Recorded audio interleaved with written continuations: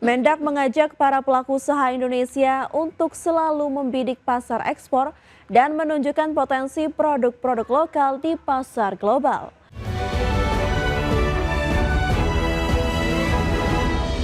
Kementerian Perdagangan terus mendorong potensi perluasan pasar ekspor UMKM secara bilateral maupun multilateral.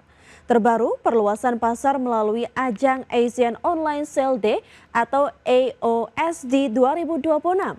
Indonesia membidik pasar UMKM ASEAN secara luas. Menteri Perdagangan Budi Santoso terus mendorong para pelaku usaha mikro, kecil, dan menengah Indonesia untuk menggencarkan ekspor ke negara-negara ASEAN dengan memanfaatkan momentum ASEAN Online Sale Day 2026. Mendak mengajak para pelaku usaha Indonesia untuk selalu membidik pasar ekspor dan menunjukkan potensi produk-produk lokal di pasar global. Menurutnya, pentingnya peran niaga elektronik atau e-commerce dalam mendukung ekspor daring lintas batas kawasan regional yang bertujuan meningkatkan daya saing produk lokal dan memperkuat perdagangan digital antar negara anggota ASEAN. Selain itu, dengan keikutsertaan AOSD 2026 ini, produk UMKM Indonesia melalui platform pendukung ekspor nasional bisa mengoptimalkan peluang pasar digital serta bisa mendongkrak perdagangan digital lintas negara secara aman. ASEAN Online Sale Day atau AOSD tahun 2026. Saya harap kegiatan ini dapat memberikan kontribusi positif bagi para pelaku UMKM, terutama dalam peningkatan kapasitas ekspor, serta memperluas pengenalan produk Indonesia di pasar internasional, khususnya di kawasan ASEAN. Kementerian Perdagangan mendukung penuh pelaksanaan AOSD yang sejalan dengan arahan Presiden Republik Indonesia, yaitu untuk terus mengawal percepatan digitalisasi UMKM dan program UMKM bisa ekspor Kementerian.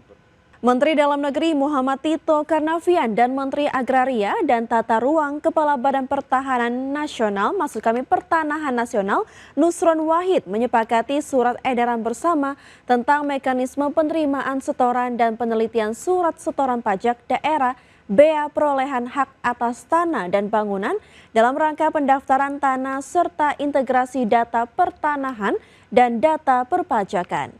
Mendagri Tito mengatakan SEB tersebut bertujuan meningkatkan sinergi dan integrasi dengan memberikan kepastian mengenai standar waktu dan mekanisme pelayanan.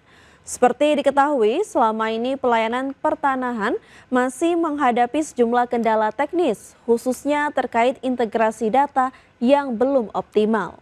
Kapasitas sumber daya manusia yang belum merata turut menjadi tantangan karena membuat proses penerbitan BPHTB jadi lambat. Mendagri berharap integrasi dan percepatan layanan BPHTB dapat berkontribusi terhadap pendapatan asli daerah serta memberikan manfaat bagi masyarakat.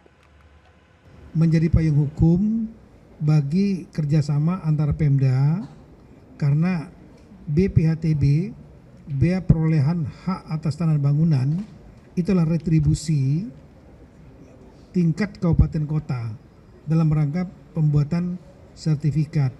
Nilainya itu 5% dari nilai jual objek pajak. Nah ini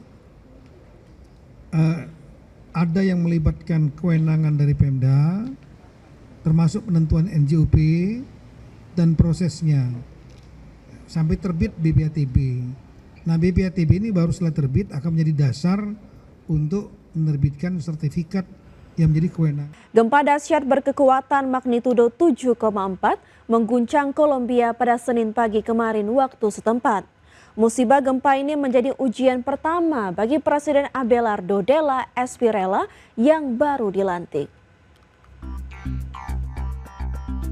Gempa bumi dahsyat mengguncang Kolombia pada Senin pagi kemarin dan merobohkan bangunan serta menimbun warga di bawah reruntuhan.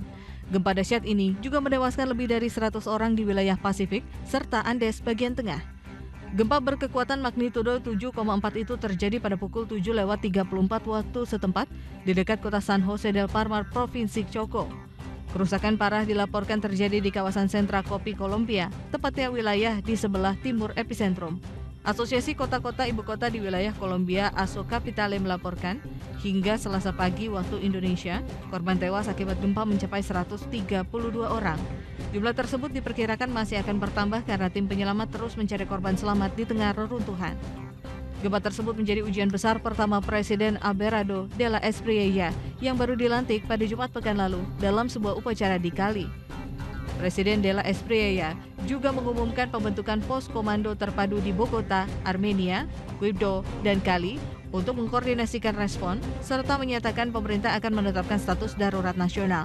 Sementara para menteri dan pejabat pemerintah akan dikirim ke wilayah terdampak gempa. De la Espriella mengatakan dirinya akan memimpin langsung operasi penanganan bencana. Berbagai sumber IDX Channel. Perundingan antara Amerika Serikat dengan Iran membuat Israel gerah. Israel tegaskan akan terus mencegah Iran memperoleh senjata nuklir dan menyebut Amerika Serikat tidak mengatur kebijakan mereka.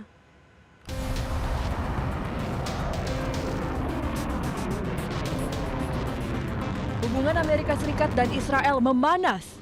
Israel menolak pembahasan yang dilakukan Amerika Serikat dan Israel. Perdana Menteri Israel Benjamin Netanyahu pun mengingatkan Amerika Serikat bahwa meski mereka sahabat, namun AS tidak bisa menentukan masa depan Israel. ובכן, כראש ממשלת ישראל, גם אני נחוש להמשיך למנוע מאיראן להחזיק בנשק גרעיני. ואני מבקש להבהיר, הנשיא טראמפ הוא גדול ידידינו. גדול הידידים שהיה לנו בבית הלבן, כוונתי לומר, וארצות הברית היא בעלת בריתנו הגדולה, וכולם מבינים גם זאת.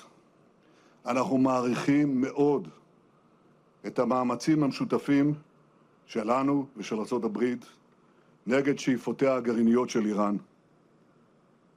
אבל אני מבקש להבהיר גם כן, קיומה של ישראל אינו נתון למשא ומתן. עם הסכם או בלי הסכם. אני נחוש, כולנו נחושים, שנעשה את כל הדרוש להבטיח את ביטחוננו ואת עתידנו.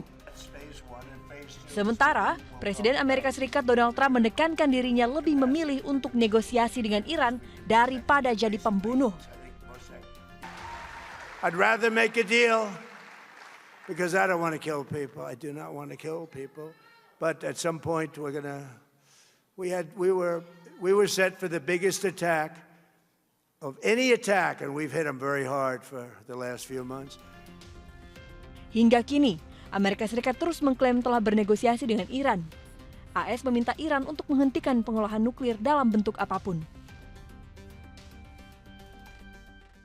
Pemerintah menambah alokasi dana transfer daerah senilai 18,9 triliun rupiah kepada 546 daerah yang kesulitan membayar gaji pegawai P3K.